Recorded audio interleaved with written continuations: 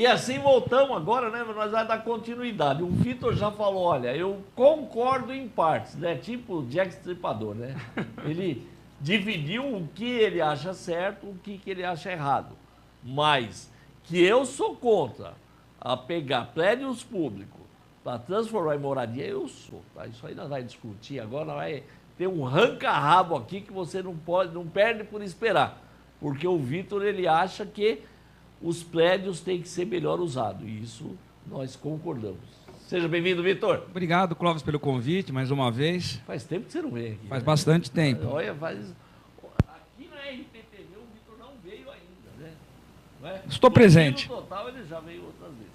Agora, Vitor, eu queria falar com você sobre, em nome, né, do Conselho de Arquitetura, né?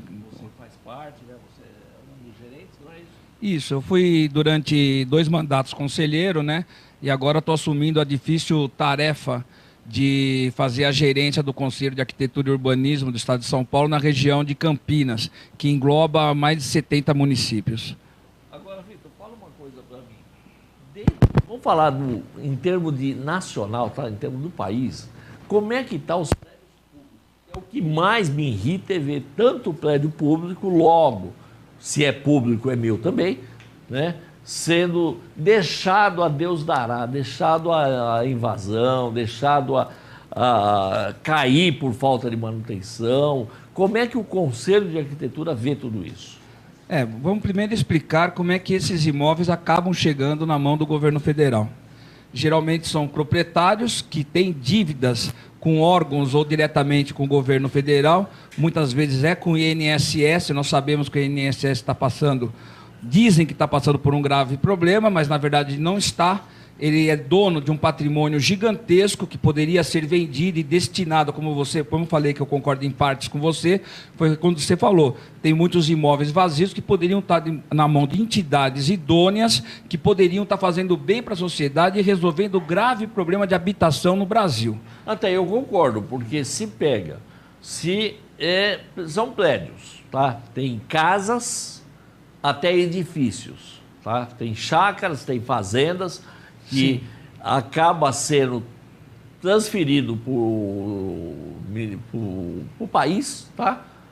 De forma que não tenha quem administre isso. Agora, poderia passar isso para entidades, para moradias, fazer alguma coisa mais sustentável, alguma coisa que dê segurança para a população. Aí eu concordo. Vejamos, desde a Constituição Cidadã de 88, a propriedade ela tem que cumprir a sua função social. Se essa propriedade está na mão do governo e existe um déficit habitacional muito grande, a função social da propriedade é resolver esse problema, né? Então, vamos deixar claro que a ocupação, não invasão, a ocupação é um ato de desespero de uma camada da população que não tem para onde ir, né? Essa que é a verdade. O déficit habitacional no Brasil é muito alto, morar na periferia sai muito caro, porque o transporte no Brasil é um absurdo. Aqui em Campinas, para você ter uma noção, está R$ 4,70 o transporte, aqui em Americana está R$ 4,00. Então, você morar na periferia e ter que pegar 2 ou 3 conduções, fica inviável para quem ganha um salário mínimo, 2 salários mínimos, até 3 salários mínimos. Então, você morar na região central de qualquer cidade é uma prioridade, porque você está próximo do seu serviço. Etapa 1, etapa 2, a questão do aluguel. Se existe um déficit, ou a pessoa vai morar de forma precária, que é o caso dessas ocupações de favelas, acampamentos e assentamentos irregulares, ou você vai ter que pagar um aluguel. O salário do brasileiro hoje em dia, com essa crise tremenda, não dá para fazer os dois, transporte e habitação, mais alimentação.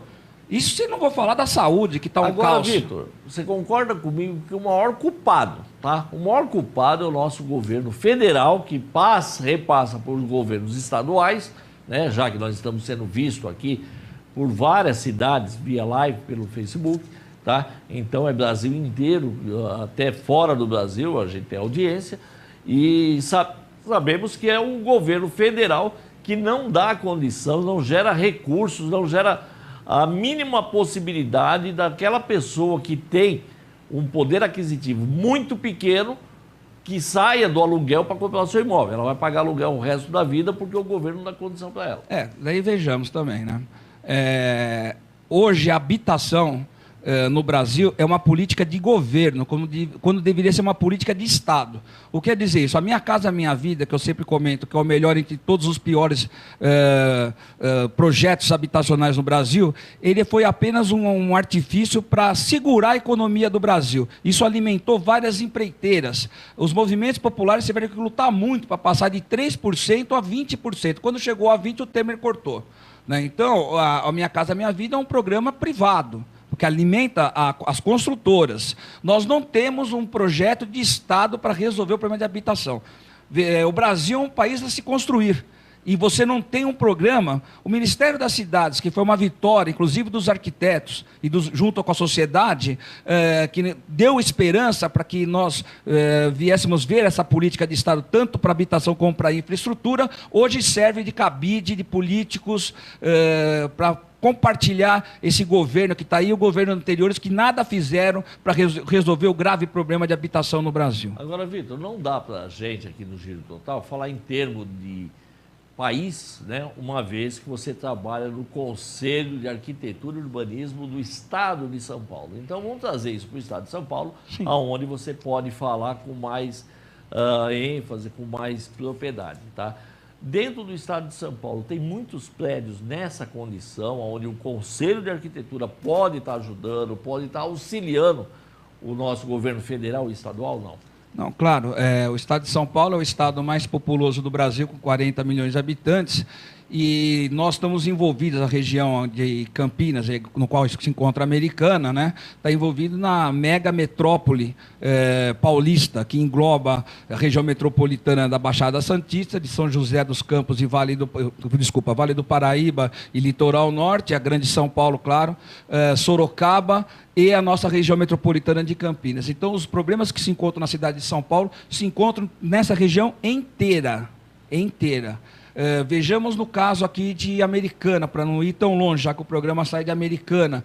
Nós temos uma área que pertence ao INSS, na região do Pós-Represa, que é o mesmo caso lá de São Paulo, só que ao invés de ser um prédio, que é uma propriedade, é uma área rural. Foi o que eu falei, tem casas, tem edifícios e tem propriedades, tem chácaras, tem fazendas, que passa a ser de propriedade do governo federal, né? Por intermédio de INSS, depende de quem a dívida vai para lá. Então, mas você vê, esse caso. Então, em 1971, quando foi repassada essa propriedade, até hoje, ela já foi averbada em cartório, mas até hoje não foi resolvido o problema entre o proprietário que é devedor, o INSS, que está recebendo isso como pagamento, ainda tem uma usina, que é a usina Ester. Espera aí, você falou 1971. Tem muita gente que está nos assistindo que nasceu bem depois disso. Nós estamos falando de 40 e poucos anos atrás, quase 50 anos. E não foi resolvido isso Não ainda? foi resolvido. Próxima a essa área, existe uma outra área que hoje pertence à prefeitura, que também foi pagamento de dívida desse latifundiário urbano de 1976 e que também ainda não foi resolvido. Então, o caso dos prédios na região central de São Paulo também percorre-se mais ou menos a média de período. Então, esse problema não é novo. A grande diferença, Vitor, eu estou falando com o Vitor Schneider, arquiteto urbanista, tá? Que conhece muito do que está falando. Por isso eu chamei ele nessa sexta-feira para a gente estar discutindo, estar conversando sobre o que acontece com os prédios e terrenos abandonados pelo Estado. Quando é um terreno abandonado, ele cria mato, o espertalhão vai lá e planta cana, vem outro, faz horta, e aí vai. Então toma posse de uma maneira irregular, mas não vai causar grandes problemas, porque você não tem que fazer a manutenção numa viga, não tem que fazer a manutenção numa parede, não tem como construir um barraco ali, porque não é o caso. Agora, nos edifícios de São Paulo é bem diferente, porque o concreto ele vai deteriorando, as vigas vai deteriorando. Se você não fazer uma manutenção, acontece o quê, Vitor? Então, acontece o que aconteceu em São Paulo, né? A falta de manutenção daquele prédio. Além também do descaso das autoridades, que eu até prego que seja, em grande parte, por preconceito, né? Que não ajuda a fazer a manutenção desses prédios. Se não há a regularização fundiária, não tem como fazer, por exemplo, a ligação de energia elétrica. Então falam assim, mas ele fez gato e daí deu curto-circuito. Não tem outra saída para eles do que essa saída, né? Porque não existe a regularização fundiária, né? Então o problema passa assim pela mão do Estado. E não adianta vir governador, ex-prefeito, prefeito, acusar os movimentos ou falar que já era uma tragédia anunciada. Se ele assume que era uma tragédia anunciada, para mim é omissão do cargo. O Conselho ele serve para defender a sociedade com relação aos atos ruins que possam vir a acontecer usando arquitetura e urbanismo. E esse sim é um ato totalmente perverso perante a sociedade e prejudica a sociedade e coloca a população em risco, que são esses prédios e essas áreas que pertencem ao governo federal e que não tem uma destinação correta, que tem que ser, sim, a produção coletiva ou a moradia coletiva. Agora, Vitor, na cidade de São Paulo, tá? Existe, não no centro de São Paulo, na cidade de São Paulo são mais de 150 edifícios nessa condição. Edifícios, quando eu falo, é desde prédios, né, de vários andares até casas mesmo simples, que é do governo e está lá sendo apropriada, vamos dizer assim, tá? Agora, dentro do estado de São Paulo, mais aqui em Campinas mesmo, tem outros edifícios dessa mesma condição. O que o Conselho de Arquitetura e Urbanismo pode estar fazendo, pode estar forçando para que o governo dê uma utilidade para esses prédios, para socorrer essa população, ajudar? Como é que pode ser feito isso? Na verdade, não é o Conselho que vai orientar o governo a como fazer a destinação. Isso é uma decisão política que o governo tem que fazer.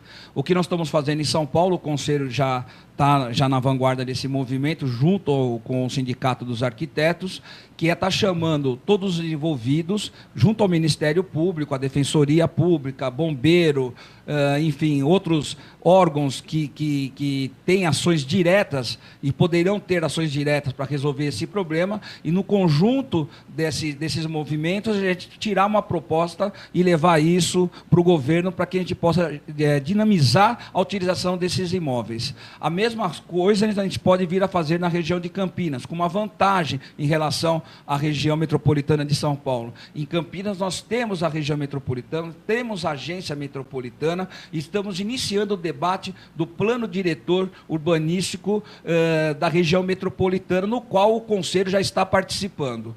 Então nós vamos assim atuar, porque tem grandes áreas de ocupações na nossa região metropolitana que envolvem mais que um município. Por exemplo, essa ocupação que eu estou falando em Americana, parte do território dela também está em Cosmópolis. A antiga Granja Coave, que também era uma ocupação que hoje está comprada por uma cooperativa, também tem um pedaço grande em Americana e uma parte em Cosmópolis e recebe atendimento de Paulínia. Mesma coisa em Sumaré. A semana que vem estarei visitando o Soma lá em Sumaré, junto com a entidade, para a gente poder ver como é que trabalha esse movimento e como é que a gente possa vir a contribuir com a regularização fundiária. Enfim, o Conselho está assim preparado e está trabalhando ativamente para poder defender a sociedade de ações perversas que possa vir do governo, seja de quem for, usando arquitetura e urbanismo. Ou seja, você pega essa área de Cosmópolis, Americana, mais Paulínia, mais essa área de Sumaré, que eu conheço bem, o Soma lá, daria para você fazer projetos habitacionais maravilhosos, onde a população continua falando, a população é muito boa, a população é muito legal, eles só não têm onde morar. Tá? Mas estão dispostos, se chegar para qualquer uma das famílias lá de São Paulo, ou do Soma lá, que teve uma verdadeira guerra o ano retrasado, tá? Ou qualquer outra área que possa estar sendo invadida, tá? E chegar para eles e falar, olha, eu te dou um pedaço de chão para você fazer a sua casa, com um custo que cabe no seu bolso, todo mundo aceita e todo mundo vai pagar. Porque a ideia da população é ter o seu teto, é ter a sua casa, não é isso? Com certeza. Eu considero, porque eu sou arquiteto também de alguns movimentos populares, e quando a gente consegue triunfar e conseguir a casa própria, não de graça, com pagamento, comprando terreno, entregando ninguém a quer casa. dar nada para ninguém. Ninguém quer de graça. Quando o trabalhador conquista a sua casa, a segurança social que ele adquire, a tranquilidade que ele transmite para a família e como melhora a relação dele com o próprio entorno. Então é fundamental que esse ser humano tenha, sim, a sua propriedade individual para que possa vir a trabalhar com mais tranquilidade, cuidar da sua família com mais tranquilidade e fazer do Brasil um país melhor e vivermos em cidades melhores. Dá para ser feito. Dá. Agora, Vitor, a gente vai cortar o programa, porque eu tenho mais atrações, tem mais coisas para estar apresentando. Vi Cortez já estão aí para a gente conversar, o Felipe e o Sartori também para cantar, mas eu queria fazer um convite para você vir, o seu presidente lá do Conselho, para a gente continuar conversando, porque o Giro Total quer estar ajudando, quer estar compartilhando, mostrando tudo que está sendo feito por esses conselhos. São vários conselhos trabalhando, vários conselhos sérios nós temos aqui na região, que quer trabalhar, quer mostrar o caminho, quer ajudar o governo. O governo não aceita essa ajuda porque é tudo nariz empinado. Tá? Os nossos governantes é tudo nariz empinado. Tá? Não consegue abaixar o nariz um pouquinho e falar, não, nós vamos fazer uma parceria com os conselhos, com os sindicatos, para fazer o bem para a população. É essa a ideia que o Giro Total, pelo menos, está lançando aqui e quer que o Conselho de Arquitetos e Urbanismo venha aqui para a gente continuar discutindo e mostrando que tem solução, tem como fazer tudo isso. Com certeza, o nosso presidente José Roberto Geraldini já fez, logo que assumiu, uma reunião com os movimentos populares de São Paulo, está ávido para vir para a região de Campinas e com certeza virá o seu programa para poder atingir o máximo possível a sociedade e os arquitetos aqui da nossa região. Essa é a nossa intenção, o convite está feito. Agradeço. Tá bom? Obrigado, Vitor. Obrigado. Eu vou chamar um comercial agora rapidinho, é 2 minutos. Eu venho falando com o Mi Cortez agora para te mostrar tudo que está acontecendo aqui na região. É muito show, muita cavalgada, muita coisa bacana, muito churrasco também, tá? Não sai daí não.